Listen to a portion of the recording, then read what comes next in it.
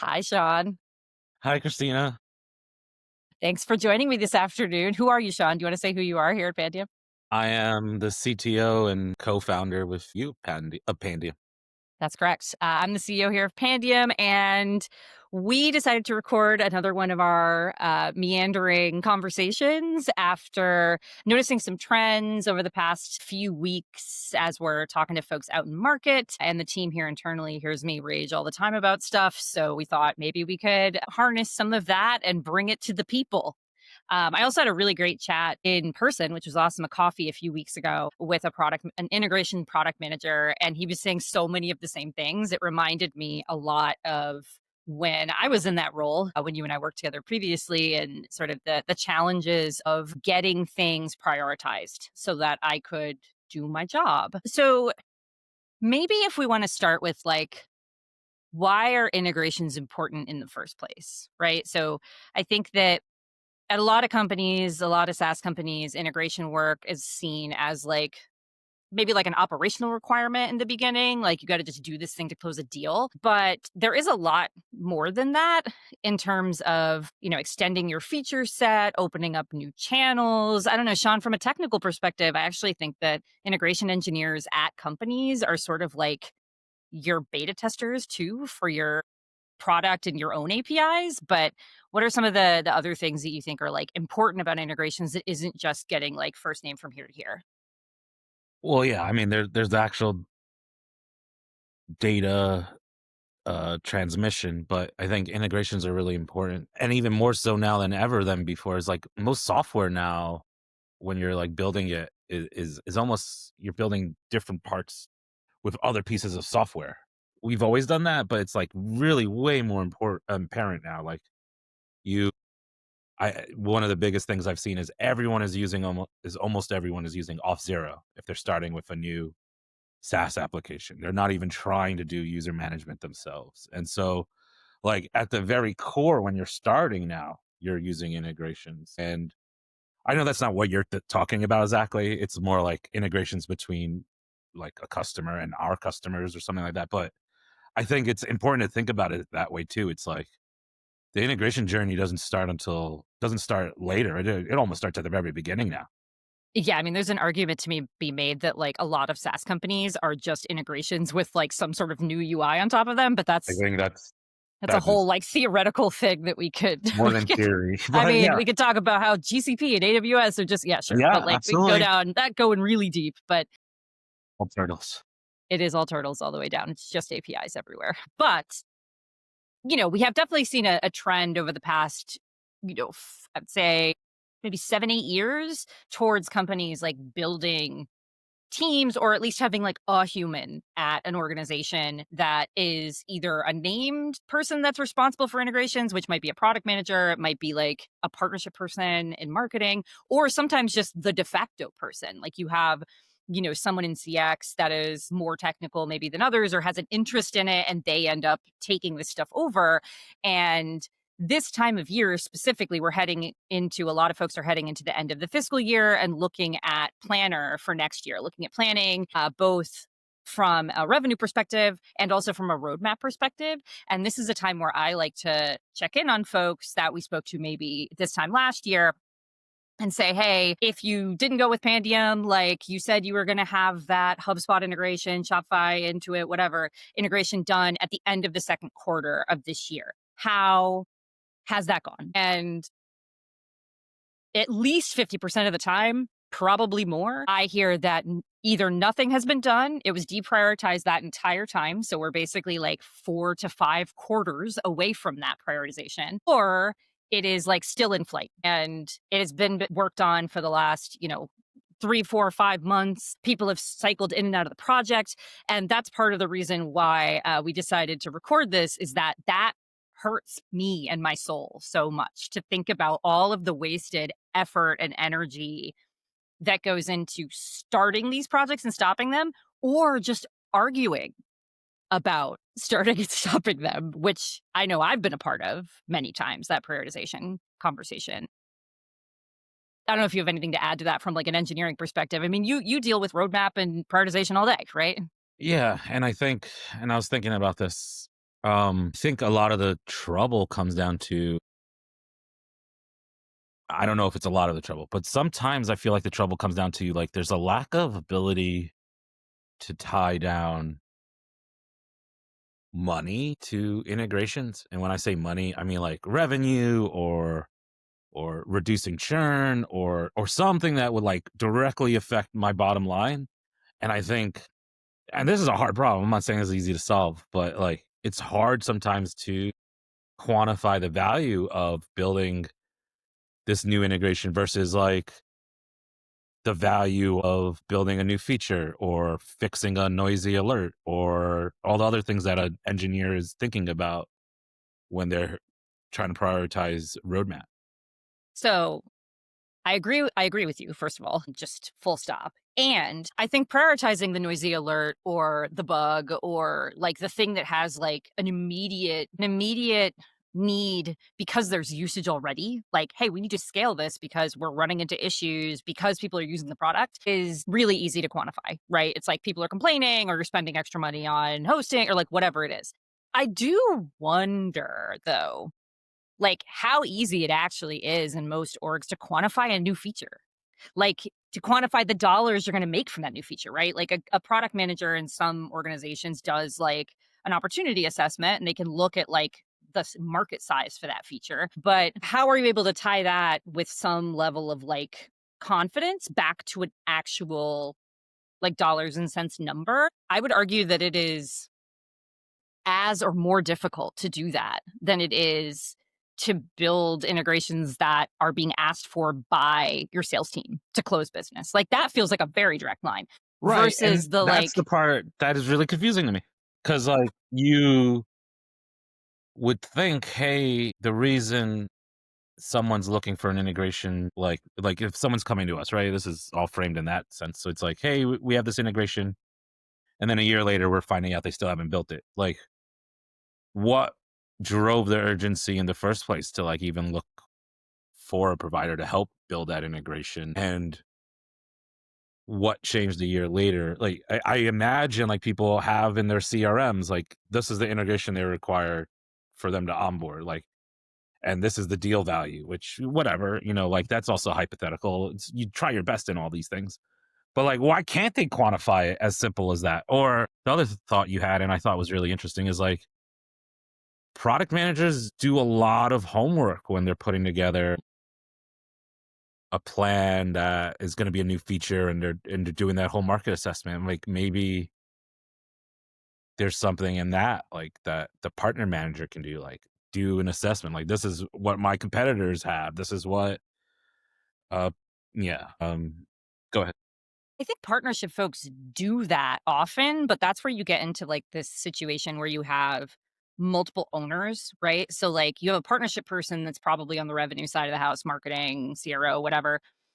And they're saying, "Hey, this is like the potential opportunity based on like our overlapping accounts or whatever it is." But then they have to go jockey to the engineering team, right? To try to figure out if that's possible. I think a lot of times it feels like the juice isn't worth the squeeze, you know? It's like, "Oh, well, they're always asking for integration, so like whatever, we'll just get to it when we get to it." And I think a lot of folks are looking for a silver bullet when they're out looking for a solution. They're like, I just want that one tool that is going to make this possible for me to do instantly. You know, you and I have been in the space for like a very long time and seen every, I think, iteration of that silver bullet. And I think right now we're in the world of like agents and these like really complex workflow builders can be very simple, but can be very complex. I know that there's some that have come out that purport to be LLM backed. So like you can like talk to the thing and it will build you an integration. And like, you know, we could split hairs about like the difference between an agent and an integration. An agent uses integration. When we talk about integrations, we're talking about like large data volumes. But I think the desire is the same, right? It's like I want to be able to just like talk to a thing and have it be perfect. And you know, we saw OpenAI came out, I think yesterday when you guys are listening to this, it'll be a few days with their like agent kit, which is interesting to me because it looks like it's still pretty developer heavy. And when you really look at like the N8Ns of the world too, if you're trying to do something that's like resilient and fault tolerant and like actually works at large scale, I feel like you do get into needing an engineer to be involved. But I'm curious, I know you looked at the OpenAI stuff a little bit earlier today.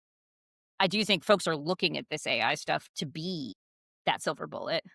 So, like, I'll talk about OpenAI in a second. I think just to talk more about that silver bullet, like, and a thought occurred to me if, like, you have such an awesome software package or someone else has such a awesome software package that they're automatically, without any real work from a human, able to just seamlessly integrate you,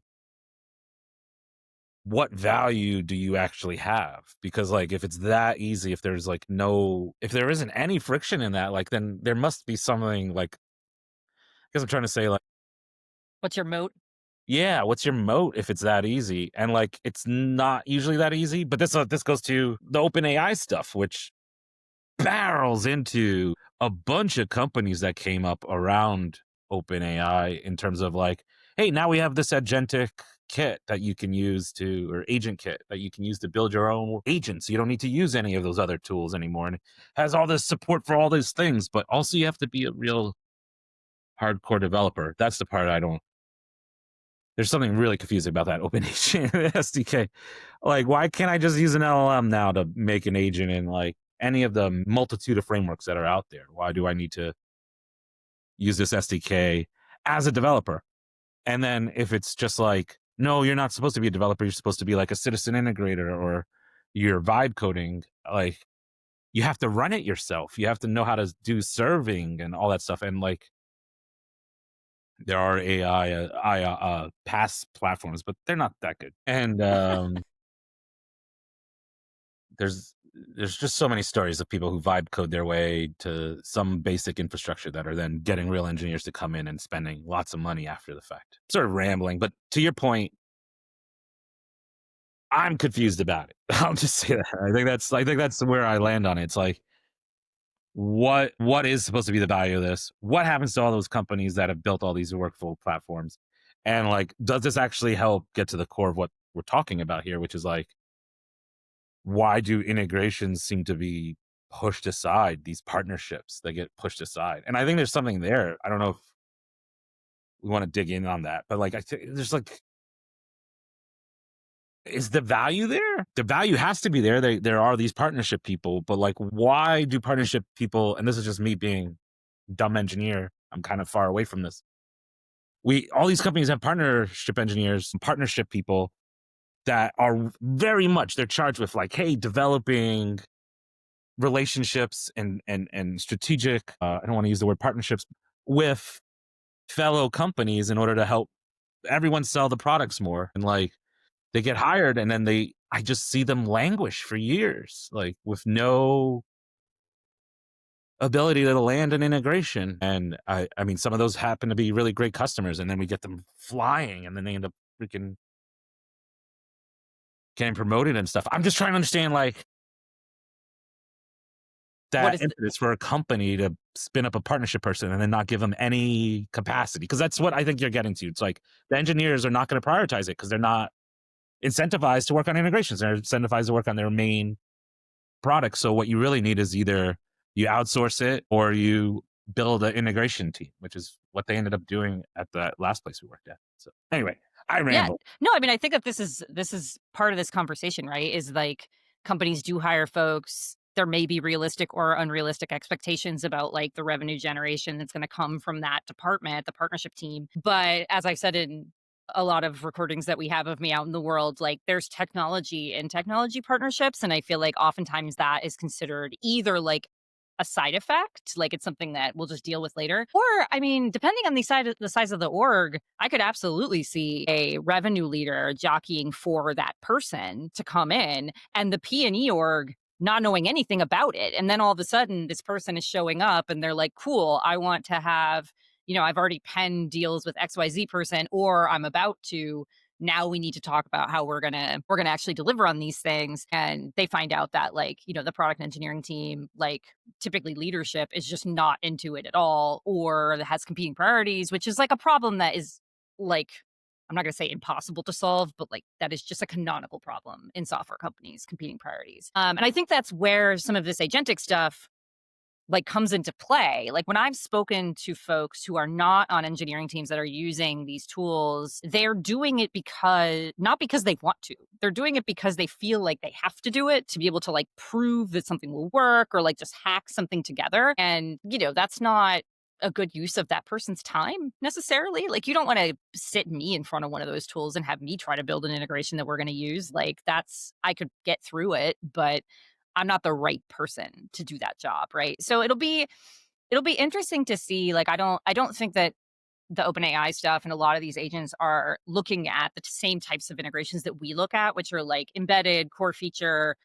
large data volumes, all that stuff. But I definitely see folks in our space that are like trying to do a lot of the natural language stuff. And that I find to be really interesting because I mean, we have spec docs and we have a great template for the folks that are watching this and go to our site and download it. But we have spec docs that we build over time for integrations that are like, dozens of pages long, and they have to be, and they're extremely dense because that's the type of functionality that you need under the hood to actually get that order from one place to another. And I don't know how you would describe that to an LLM in human, like, natural language. And I don't know how the LLM would have any idea what to do when it's looking at another system, even if it's well trained on your code base. It's looking at something brand new. And I think that is a very, very hard problem to solve, right? The like, I'm just going to tell it to do a thing. And that's a great idea. But Well, I think yeah. it's really interesting. You said such an interesting, simple thing. Hey, I just want to get an order from here to there. But it's actually way more than just that. And that's what makes it harder. It's not just getting an order from one system to another. It's also then letting know the original system, hey, this order is shipped or this order is fulfilled or there's some exception. And then updating the tracking information and then doing all these things. There's a lot more that goes into, and that's why you end up with pages of spec doc.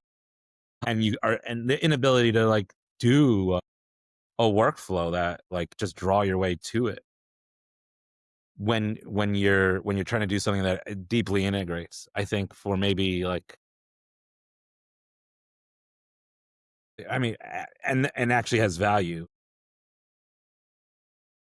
I'm still confused about like the revenue boss has come in and they've like say, now we have a integration member. And what I'm trying to get to, and I'll just get to the point, is like, I think it's on organizations that value integrations to actually have their executives like continue to push for that thing.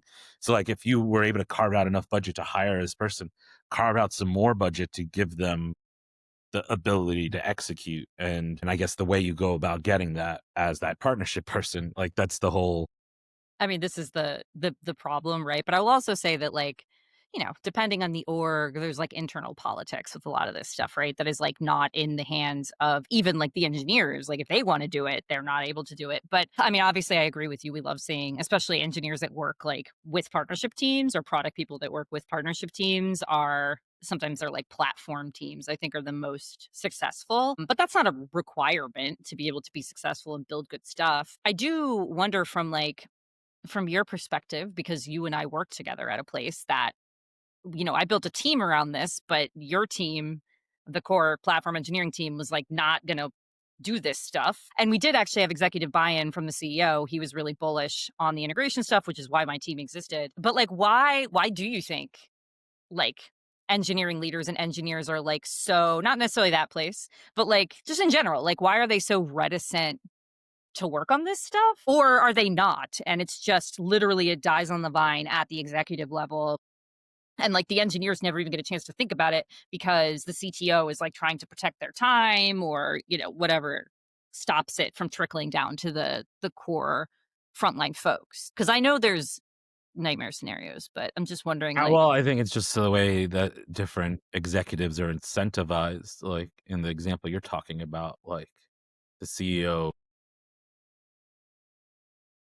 should have just mandated it. I don't actually understand it. It wasn't that large of a organization. But as an engineering leader, I also know that you can't just mandate things and that you got to sometimes work with your team most of the time and hopefully work with them through consensus to get it done, because otherwise it won't get done. If you just mandate it, you'll find like it could take a long time for things to get through, and that's just humans and engineers, people stuff. And I think like, yeah, I think it's a matter of beyond it just being a feeling. I don't know. It's a great question. I mean, maybe you're not the right person to ask because you like working on this stuff, which is why we started a company around it, was that you I enjoyed working on it so with to me, and directly answer your question, I don't think the engineers have a veto or not, right? They're gonna finish it or not, and they're gonna work on it. Like, it's just a matter of, like, was the project put before them to work on? And, yeah, it's the engineering manager who gets in the way, and so, like, how do you get that person aligned? At least in this specific example, I don't know. But, like, in general, like, it has to be something where it's a almost like a company mandate to get it done, it feels like. And I think that's where I started earlier. It's like all software, especially now, a lot of the SaaS that we're seeing, and they're fundamentally integrated products that are providing a service together. It's like something that's ingrained, and you would hope that would translate into people thinking about this when they're trying to enable access to their customer systems. But yeah, yeah, personalities. I think there's also like, if you're starting greenfield, this isn't the case, but if you're a company like I described who's like been working on this project for many quarters and it's still not done and people have cycled in and out of it, like folks can have heartburn from that, right? And I don't think that any engineering leader would say, like, this is too hard. We don't want to like get sucked into this, because it's not necessarily even too hard. It's just scoping these things could be challenging and like all that stuff. But that could be the reality, right? Is that it feels too hard and it's like too big and open and there's too many dependencies. And then at the end of it, if you build it just for that one noisy customer, there may not actually feel like a lot of ROI on that. Like when you look at the dollars and cents, sure, like you built that NetSuite integration and like maybe to the organization that was a 100K deal or 500K deal or whatever. But like to your team, if they only see one customer using it, they might know it's a big customer, but I would imagine they'd rather see 5 or 10, right? Like I think adoption is like a dopamine hit for engineers, right? It's like you want to see people using this thing. So if you're not building in a way that allows you to treat them like features, there's, like, less glory in it, maybe is what I'm saying, Well, like something that else occurred to me is like it's also like when even if you have an integration team, like you still are relying on the core team or core teams to build out the APIs that that integration team is using, and that could be the real killer to some integrations. It's like the lack of fundamental internal and the deviation from roadmap to build something that has no physical, like you're not going to see that until the next thing lands on top of it, right? To your point, you're not going to get that dopamine fix. I have to build out a whole new API that's like no one's going to use until till they do. they may not use it, right? Like the project get reassigned on you. So yeah, no, there's some interesting stuff in there. Yeah, I mean, I Is come it's a at all lack of this trust a little yeah, bit. I come at all this stuff from, like, how to motivate the individual person that you're trying to rely on, like, figuring out what not motivates them even in terms of, like, KPIs and, like, company-wide, but, like, as a human, what motivates them? And there's a lot that you can overlook with these types of projects. Because I mean, I'm just thinking about, like, integration work that I've done over the years, like, it's never celebrated at your all hands. Like, I think it's more so now. I mean, when I was doing this, like, 15 years ago, it was, like, definitely not, but that's an organizational choice, right? Like you can celebrate that and you can make it something that you release to all your customers and, really talk about the benefits of that internally, not even in relation to the customers themselves, but just like what you as a team have gotten out of it and all that stuff. I just think it's less cool and less like sexy and sometimes harder than building new features because you're like you do have a lot of things that you have to take into account. You have to learn an external system and you have to do that no matter what system you are integrating to and how you're doing it. If you're trying to talk to chat gpt to do it, you still have to know how NetSuite works. Like there is no way around that. I know people really want there to be a way around that, but so like what I guess like since we're coming up on time here, we don't want to like make this super, super, super long. This is like we've gotten really deep into like the frustration, right? Of like, I want to wing my laptop out a window when I hear people say that, like, we have been working on this or not working on this for a year and it was going to be done in 2 weeks. And it just happens over and over and over. So, like, other than the folks that are listening to this or watching this are probably not able to, like, force the CEO to, like, have a mandate and all that stuff. But, like, let's pretend they do. Let's pretend like integrations are a thing. How can we what would you advise that companies do to, like, try to make this a little bit better so it's not sitting on the shelf for that long? Or so you get more bang for your buck when you do pick this stuff up? I mean, I think we've been saying it this whole time. It's just like making it an actual company priority, celebrating it in the same way you would celebrate real win. See, I'm even doing it. Celebrating it in the way you would celebrate other wins in the company and other channels that are brought in or other engineering efforts that get done. And like I think in the companies we work with, you do actually see that. That's like the more of a common thing. The engineering organization is very much involved and are really happy to provide those resources. Not all the time. Sometimes we're just working with the partnership people and they just have the budget. That's the other thing. Like just get the budget, work around the team. Here he goes. Here he goes. Like there's supposed to be APIs and stuff. Like let these external engineers that you find build the integration. Like work with the CEO or whoever provides your funding and being like, I have tried now for 6 months, a year. Document that shit if you really want to do it. I think a part of it is also at the end of that process, you're kind of tired. You've what's the point of trying to get it done if after a year I haven't been able to make any headway? And I understand that, but I'm like, that's when you can really drop a hammer and try to get some extra budget in there. Yeah, I don't know. I know it's I helpful. mean, I'm a fan of not, like, going around the engineering team in the short term, right?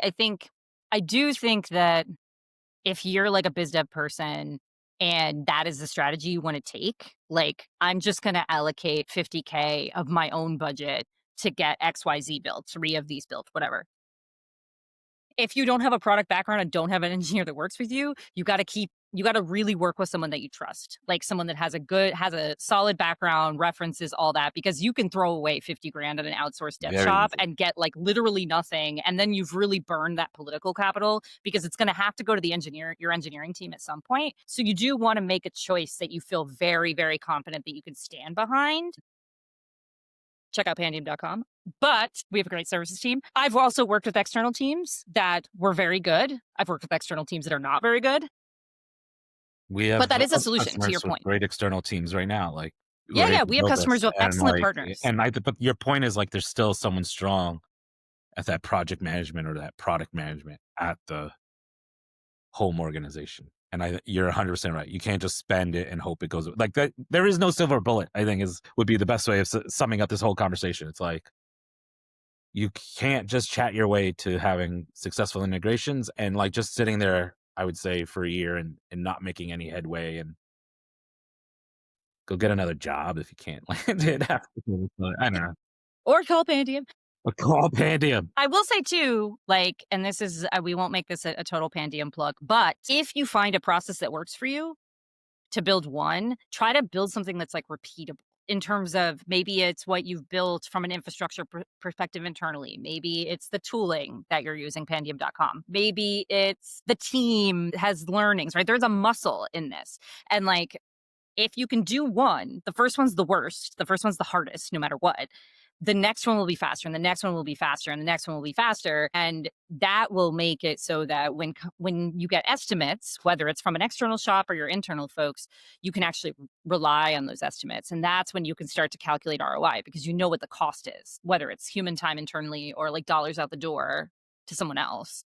Because building integrations is not different than building software. Like, when you are building an integration, you are building a piece of software, you are building an application that talks to 2 or more systems typically. Like, that is what it is. It's not like there's, like, the workflow management stuff and all that, but underneath all of that, like, that is an application that you're configuring, right? So treating it like that, I think, is really important. And it's very easy, especially in, like, the age of AI and, like, the idea that, like, everyone can build all the software with all the things in your sleep, and you don't need engineering and you don't need comp sci fundamentals, and it's like everyone can do everything. There's definitely an impulse, even more now than ever, to say, like, I can just XYZ my way through this thing and not have to think about software. But at the end of the day, like, that's what it is, and that's what your customers are gonna think it is, right? Like, they don't care what's behind the curtain. They just need to make sure that that tracking is getting between 2 systems, and it's going to be very difficult to try to hack that together without the help of someone like you and someone from your team or, an engineer. Maybe you're a partnership person that has a product D mindset. Maybe you get your own engineer. We'd love that too. Well, I think that we have talked enough for all of these poor people. We would love to hear your thoughts. We also have a podcast here at Pandium. If folks are listening to this and want to chat further about these things, always looking for guests. If you are interested in learning more about us, pandium.com. We got a blog, we do have a services team, we've got worksheets, we've got all kinds of cool stuff just about all about building SaaS integrations. And we would love to see you there. Shon, what are your final words? Final words. Let's get some stuff done. Let's build some integrations, y'all. Yeah, Integrate all the things. let's launch some stuff. All right. Thanks, Shon. Thanks, Christina. See you later. Bye.